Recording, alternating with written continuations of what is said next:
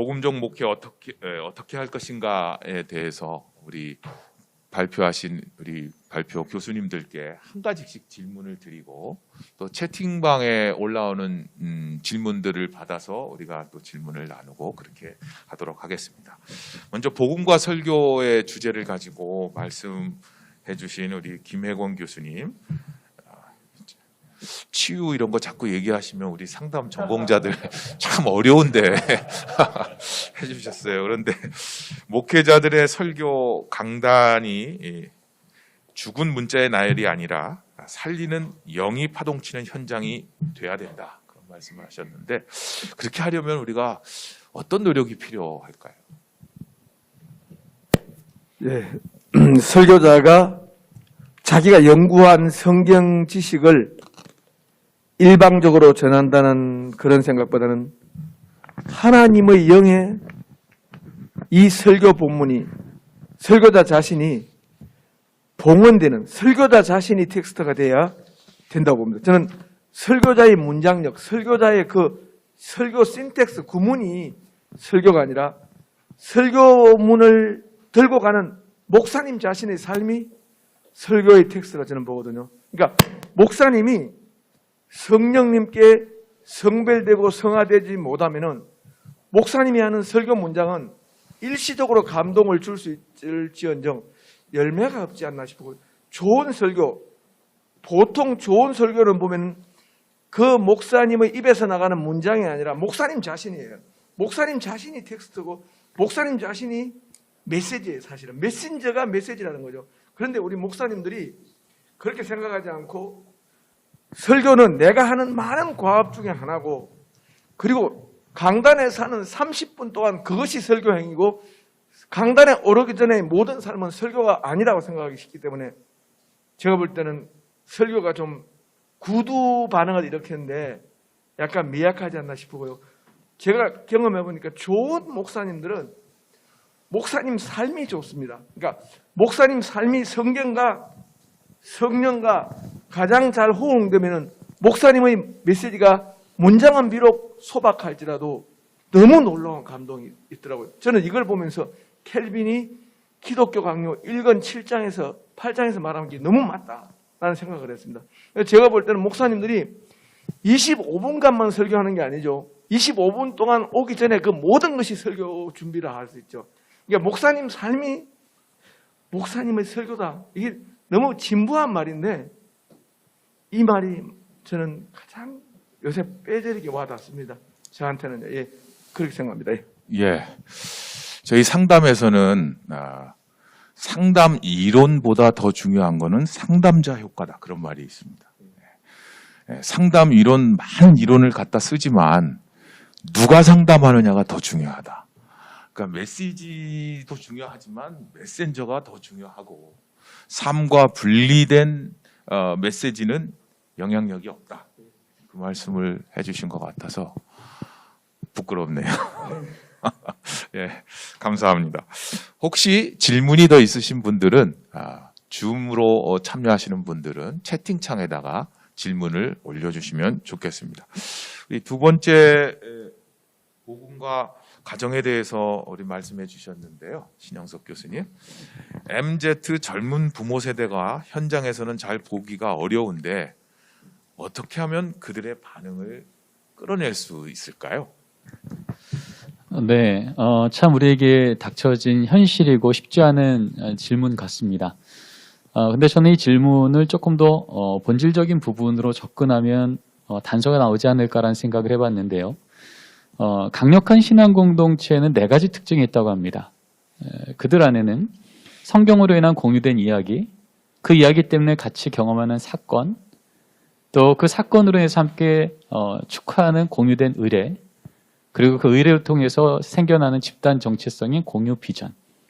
이 4가지가 그들 안에 있으면 그들은 비록 잠시 만나지 못할지라도 그 신앙 공동체는 계속 강화되어 왔다라는 것이죠.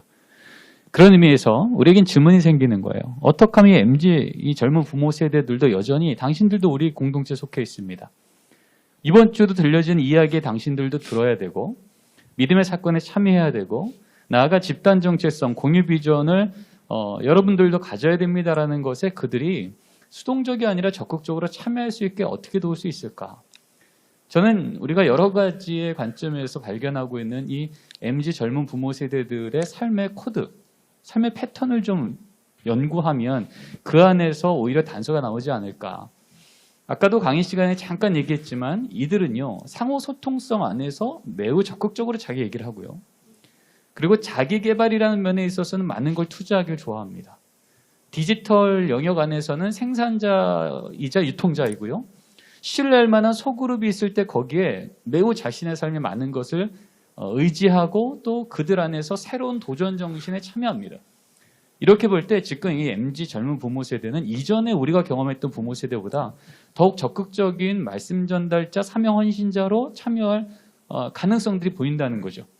그러기에 이제 이것을 우리가 적극적으로 활용한다면 몇 가지 좀 제한이 있을 것 같아요. 첫 번째는 이 젊은 부모 세대를 향한 목회적인 소통이 조금 더 친절해야겠다. 조금 더 그들에게 의견을 수렴하고 피드백들이 오가면서 그들에게 필요한 목회적인 니드들을 파악해야겠다. 우리가 이렇게 많이 준비했는데 이거 참여하십시오라고 하는 단방향적인 의사소통보다는 여러분의 삶 가운데 지금 어떠한 아픔과 고민과 이슈가 있습니까? 라는 부분들을 친절히 묻고 그것이 지금 어떻게 반영되고 있는지 과정에 대한 공정성 또 투명성에 대한 부분들도 좀 오픈했으면 좋겠고요. 또 두 번째는 내 삶의 이슈에 대한 경청 그리고 성경적 메시지가 더 선명해야 될 것 같고요. 그리고 가정에 함께 참여할 수 있는 의미 있고 영적 성취감을 느낄 수 있는 미션들이 제공될 때 그들은 이것에 또 기뻐하며 참여하고 또 우리 가정 안에서의 정체성도 우리는 예수 믿는 가정이지 라고 하는 부분들이 생겨날 수 있는 가능성이 보이고요.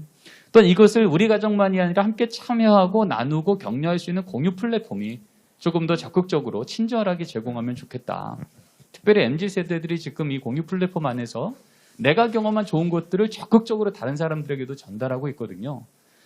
그리고 마지막으로는 지금 MZ세대들이 관심 갖고 있는 것 중에 하나가 이 공적 책임입니다. 사회적인 선한 일.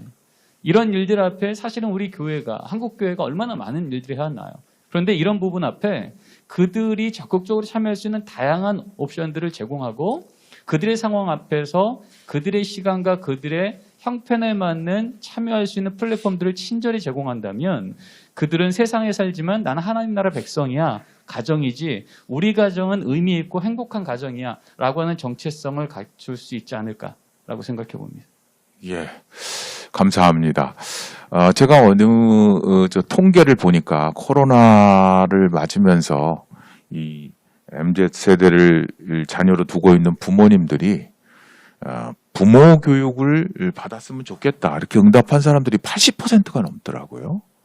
그러니까 실제로 자녀들을 낳았지만 어떻게 키워야 될지 잘 모르는 또는 두려움 가운데 있는 그 부모들을 돕는 가정의 책임만 물을 게 아니라 부모의 책임만 물을 게 아니라 좀 그런 부분들을 보면 아까 말씀하신 위탁형이 아닌 참여형으로 같이 가면 좋겠다 그런 말씀이라고 생각을 합니다. 세 번째는 우리 복음과 교육의 우리 고원석 교수님 공감과 공명 미디어로서의 복음에 대해서 말씀 주셨는데 질문을 하나 드린다고 한다면 신앙 교육의 리얼리티가 우리 부족하다 그런 말씀을 하셨고 그런 지적에 공감을 하는데 그렇다면 지금의 신앙 교육의 현실성이 부족한 이유는 뭘까? 그리고 그렇다면 지금 조금 더 이어서 다른 방법 대안으로서 우리 고원석 교수님 열심히 하고 계시는 비블리오 드라마 이런 것과는 연관해서 어떻게 연결할 수 있을까? 이런 질문을 좀 드리고 싶습니다. 예, 감사합니다. 우리 신앙교육의 리얼리티가 가장 부족한 부분은 성경을 배우는 성경의 이야기 속에 내 자리를 발견하지 못한다라는 거죠. 성경의 이야기가 많이 선포되는데 베드로는 선포되고 모세는 선포되고 다윗이 선포되지만 그것을 듣고 있는 사람이 그 이야기 속에 나는 어느 위치에 있는 거지? 라고 발견하기가 어렵다라는 것이죠. 근데 사실 성경을 보면 예수님께서는 심지어는 아까 우리 치유 이야기가 나왔으니까 병자를 고치더라도 그 병자를 고치고 그 병자의 자리를 인정해 주시는 걸 보게 되거든요. 내 믿음이 너를 구원했다 하는 식으로. 그러니까 성경 속에서 듣고 있는 우리 학생들의 삶의 자리를 발견할 수 있게 해야 되죠. 예를 들면 비블리오 드라마 이야기를 하셨으니까 우리는 성경을 이야기하면서 다윗과 골리앗 이야기 학생들에게 많이 합니다.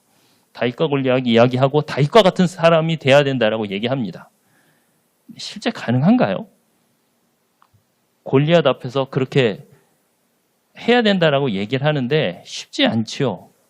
그런데 이 다윗과 골리앗 이야기를 가지고 학생들하고 얘기를 하면서 지금 다윗과 골리앗이 있는 이 상황에서 만약 당신이 이 상황에 있다면 어떤 상황에 있겠느냐라고 한번 물어봅니다.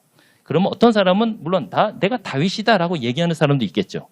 그러나 학생들 중에 굉장히 놀라운 대답들을 많이 하는데 어떤 학생들은 나는 다윗이 던지려고 하는 물맷돌이다 얘기하는 사람들도 있고요. 어떤 학생은 다윗 뒤편에서 골리앗을 바라보고 있는 뒤에 있는 군사들 중에 한 명이다라고 이야기하는 학생도 있습니다. 그러니까 다윗과 골리앗이라는 상황 속에서 내가 현재 다윗과 골리앗 사건을 바라보고 있는 한 인물로서 그 자리에 참여를 하게 되는 거죠. 그렇게 함으로 인해서 누구는 다윗처럼 저렇게 용맹한데 나는 그러지 못하는 나는 왜일까를 한번 반성하게 되고 그것을 통해서 다음번에 한번 또 그 본문이 나오면 또 자신의 입장이 바뀔 수 있겠지요. 그것을 통해서 성경의 사건을 단순히 다윗의 이야기로만 우리가 배우는 게 아니라 그 다윗의 이야기 속에 나는 어느 자리에 위치하고 있느냐. 그런 것들을 자꾸 한번 물어보고 대답하게 하고 그러면서 성경의 사건이 이게 단순히 다윗의 사건만으로 끝나는 게 아니라 나와도 관련 있는 사건이구나 하는 관계성을 느끼는 게 저에게는 굉장히 중요하지 않겠나 하는 생각을 합니다. 네, 저도 한번 그런 강도 만난 사람 말씀 비유에 우리가 강도 만난 사람의 이웃이 되어주는 선한 사마리인이 되어야 되겠다. 이런 우리가 설교도 많이 하고 그러는데 어떤 사람이 나는 내가 강도 만난 사람이요. 그런 사람이 있고 그렇게 보고 말씀을 보니까 지나친 종교 지도자들도 있고 또 돈을 받고 그 사람을 묵게 해주는 여관 주인도 있고 등장하는 인물들이 많더라고요. 그런 면에서 이제 주신 말씀이 딱 이해가 됐습니다.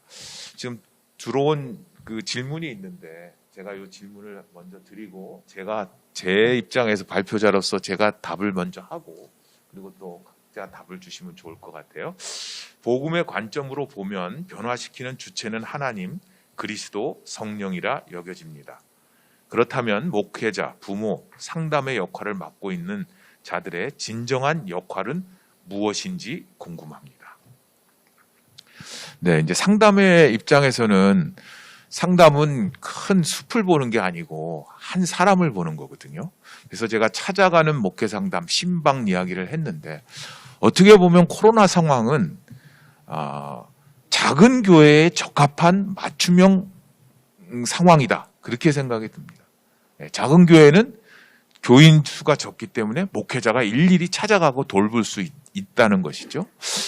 그렇게 보면 회복 탄력성이라는 단어가 있는데 이 회복 탄력성은 이전으로 복원하는 능력인데 그 회복 탄력성의 고전적인 연구가 하와이 카우아이 섬의 그 1955년생들에 대한 연구입니다. 인구가 한 3만 명 정도 되는데 그 카우아이 섬에 술 중독자, 마약 중독자, 범죄자 이런 다양한 군들이 많아가지고 그 시대에 태어난 사람들을 833명을 연구를 했습니다.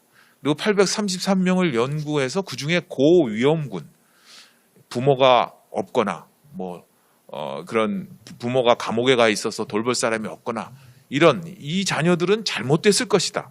그렇게 예측되는 201명을 연구를 했는데 그 고위험군 가운데 72명이 건강하게 잘 자랐다는 거예요. 그래서 이제 회복 탄력성이라는 단어를 거기서 뽑았는데 그 이유가 뭐냐? 그 이유는 부모가 없더라도 부모가 범죄자라도 그 한 사람을 신뢰해주고 믿어주는 한 사람만 있으면 된다는 거예요.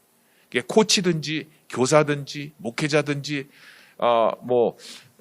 운동 가르치는 사람이든지 한 사람만 이 사람을 신뢰해주면 그 많이 갖고 있는 위험을 다 극복할 수 있다. 그래서 이제 회복 탄력성이라는 단어가 나왔습니다. 그래서 상담자의 역할은 뭐냐?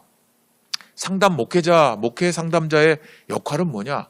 한 사람을 귀히 여기고 내게 찾아온 어려움을 고백하는 사람을 신뢰하고 일어설 수 있도록 하나님의 붙들리심을 받은 지렛대다. 지렛대는 스스로 남을 움직일 수는 없지만 눌러주시는 하나님에 의해서 다른 사람들에게 진동이 가도록 할 수 있는 사람이다. 상담자로서는 저는 그렇게 얘기를 하고 싶습니다. 혹시 아까 질문 복음의 관점으로 보면 변화시키는 주체는 하나님 그리스도 성령이라 여겨집니다. 그렇다면 목회자, 부모, 상담자의 역할을 맡고 있는 자들의 진정한 역할은 무엇일까요? 저한테 준 질문만은 아니고 목회자의 설교와도 연관되고 가정의 부모하고도 연관되고 그렇습니다. 예, 저는 설교자의 관점에서 말씀드리면은 목사님의 역할은 하나님의 설교, 하나님 성령의 음성을 잘 듣는 설교를 청취하는 신적 설교를 청취하는 감청력을 가진 사람, 이 역할, 그러니까 잘 듣는 사람으로서의 모범을 저는 보이는 것이 목회자 역할이라고 보거든요. 신명기 5장 26절에 보면은 모세에게 이스라엘 회중이 이렇게 말합니다. 당신이 가까이 가서 들어서서 그리고 와서 들은 것을 우리에게 이르소서 우리가 들으리이다. 그러니까 모세가 하나님께 가서 듣고 오면은 들은 말을 우리에게 말하면 우리가 듣겠다. 이렇게 말한 걸 볼 때 목사님이 먼저 수동태 경험, 하나님에 의해서 들려지는 하나님의 말씀을 듣는 경험을 성실하게 하면은 성령이 각 교회에게 하는 음성을 들을 수 있는 길을 가진 목회자가 결국 하나님의 말씀 선포를 매개하고 효과적으로 매개하는데 쓰임받지 않나 싶은데 목사님 자신이 만약에 하나님께 안 들으면은 하나님 음성을 대신 전달을 못한다고 보거든요. 그래서 목사님은 가장 모범적인 교인이 되어야 한다. 목사님은 담임 목사님은 부목사님 설교부터 잘 들어야 될 것 같습니다. 부목사 전도사 설교도 듣고 필기하고 정말 하나님이 저 전도사님을 통해서 나에게 주신 말씀 있을 수 있다라고 생각하는 것이 가장 좋을 텐데 대개 보면 이제 크신 목사님들 보면 특징이 좀 배울 게 없다 이런 식으로 이제 하기 쉬운데 제가 볼 때는 진짜 평신도들 설교도 들어볼 필요가 있는 것 같아요. 목사님들은요. 평신도가 도대체 어떻게 생각하는지 저는 그래서 목사님은 하나님의 음성을 다양한 통로를 통해서 들을 수 있는 능력, 감청력을 기르는 것이 가장 좋은 효과적인 변화의 매개자가 되지 않겠나 하는 생각을 합니다. 예. 그러니까 목회자가 먼저 하나님의 말씀을 들어서 들은 자의 삶의 모습을 바라보면서 따라가고 싶은 성도가 되도록 하는 역할. 그렇게 진정한 역할은 뭐냐? 하나님의 말씀을 듣는 자세, 듣는 분, 그 말씀을 들어서 전달하는 분, 그분을 통해서 하나님을 가깝게 느끼고 하나님께 갈 수 있도록 그렇게 한다. 이렇게 이해하면 될 것 같죠? 예, 감사합니다. 네, 지금 질문하신 것처럼 사실 이 복음적 목회는 하나님께서 행하시는 하나님의 주체이죠. 그래서 기독교 교육도 기독교가 교육하는 걸 기독교 교육이라 그래요. 그런데 동시에 또 기독교를 교육하는 게 기독교 교육이고요. 기독교적으로 교육하는 게 기독교 교육입니다. 그런 차원에서 전 성 어거스틴이 한 이야기가 우리에게 큰 울림을 준다고 생각하는데 Without God we cannot. 하나님 없이 우리 아무것도 못해요. 은혜에 대한 영역을 말하죠. 근데 동시에 Without us, God will not. 근데 그 하나님은 우리 없이는 일하지 않으십니다. 왜냐하면 그 선한 일을 행하시기 위해서 부름받은 자가 우리들이기에 우리가 거기에 응답할 때 우리가 걷는 걸음만큼 하나님의 역사가 드러난다는 거죠. 그런 차원에서 저는 이런 가정사가 안에서 부모 역할이 뭐냐? 하나님께서 주체자인데 그럼 부모는 어떤 역할이지라고 할 때 저는 마치 화가의 손에 들림받은 붓이라고 생각을 해요.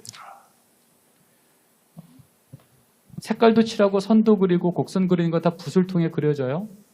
그러나 그 그림은 붓이 그린 게 아니죠. 그 그림은 화가가 그린 겁니다.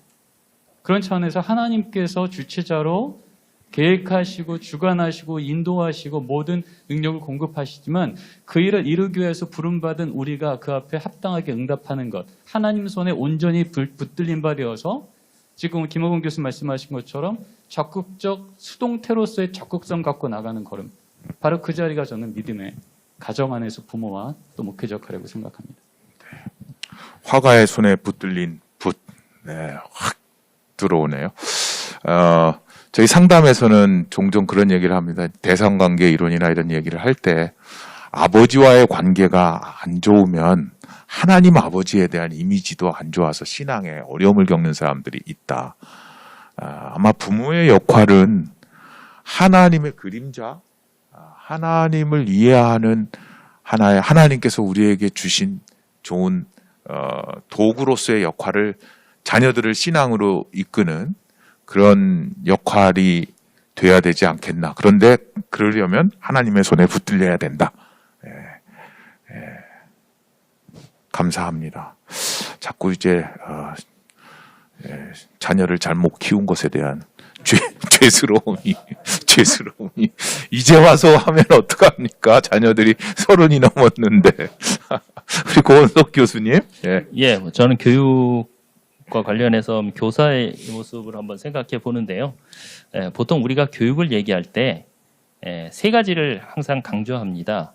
왜 가르쳐야 되지? 무엇을 가르쳐야 되지? 어떻게 가르쳐야 되지? 사실 우리의 지금 이 세미나 구조도 왜, 무엇, 어떻게라는 구조로 돼 있지요. 이 세 가지 중에 여러분은 뭐가 제일 중요하다고 생각하십니까? 보통 지도자나 교사들에게 이 셋 중에 뭐가 제일 중요하지? 라고 물으면 대부분이 왜와 무엇이 가장 중요하다고 생각을 합니다. 그런데 만약 이 똑같은 질문을 학생들에게, 배우는 자들에게 한번 물은다면 뭐라고 대답할까요? 셋 중에 어떤 게 제일 중요하다고 생각할까요?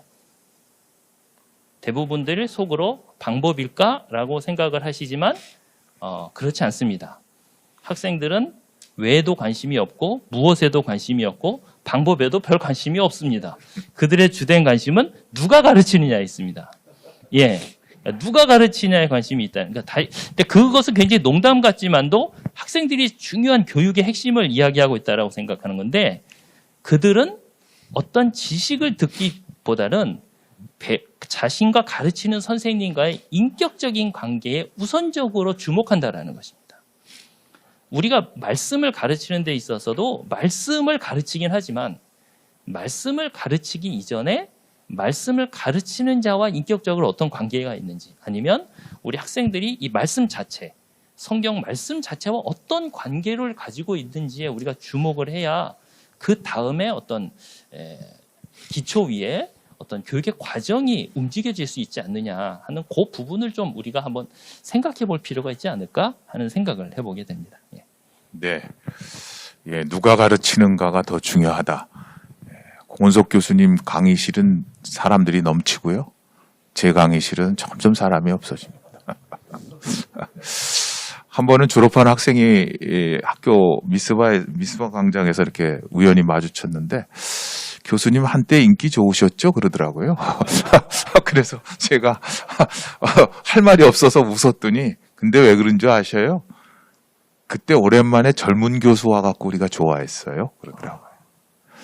그러니까 세대에서도 잘 소통할 수 있는 세대가 있고 그런 세대를 뛰어넘어서 인격적 관계를 마련해야 되는데 점점 이제 그런 게 두려워지는 나이가 돼서 좀 슬프다 하는 생각이 듭니다. 질문이 있으신 분들은 채팅창에다 질문을 올려주셔도 좋고요. 저희는 계속해서 진행을 좀 더 하도록 하겠습니다. 만약에 아까 우리 긴 논문들을 발표하셨는데 사실은 12분이 너무 짧잖아요. 그죠? 나에게 1분 정도 시간을 더 준다. 1분도 너무 짧지만 2분 더 준다.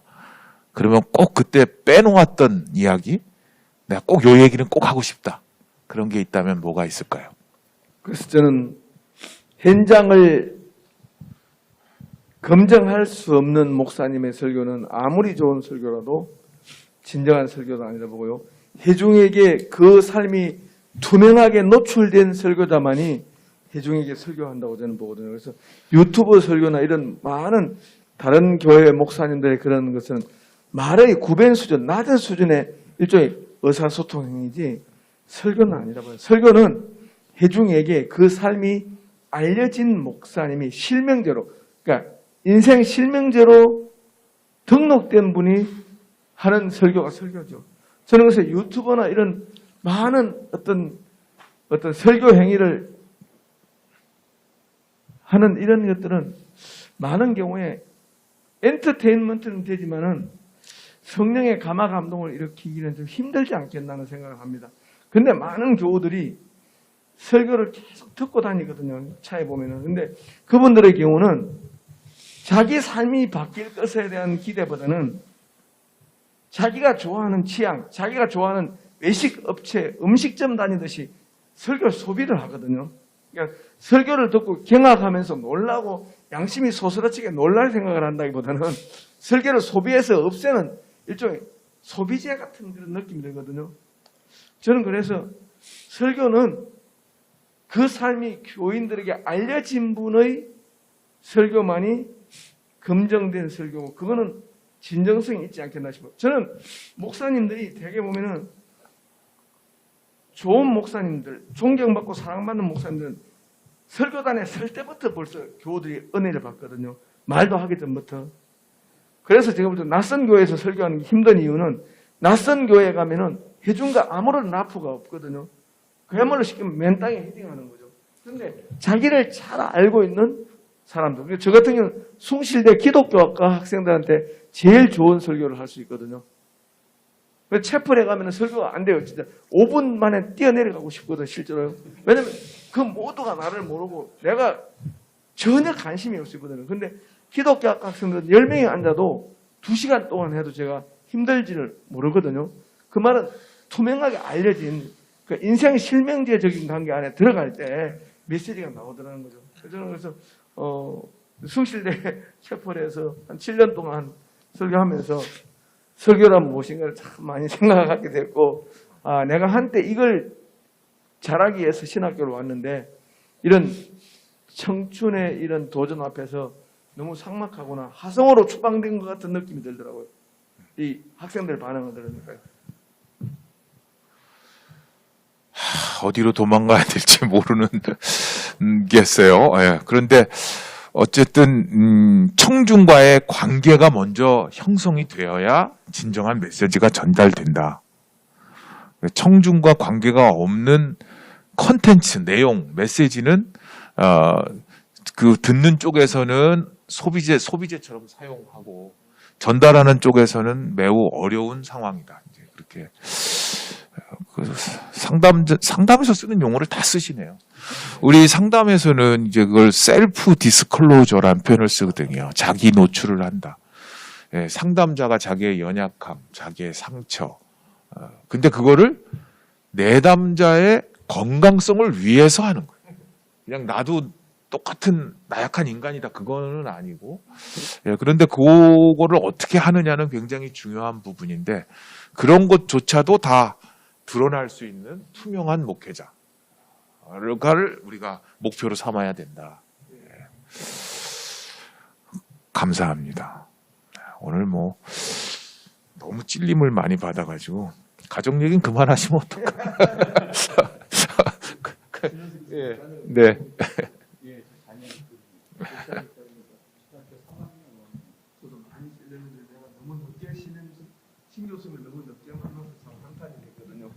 신 교수님을 너무 늦게 만나서 한탄이 되죠. 우리 홍인정 교수님이나 제 같은 나이는 60이 넘었기 때문에 계속 후회밖에 없거든요. 근데 지금 두 분은 아직 희망이 있으니까 잘해보십시오. 저도 오늘 얘기 나누면서 계속 배우고 있는데요.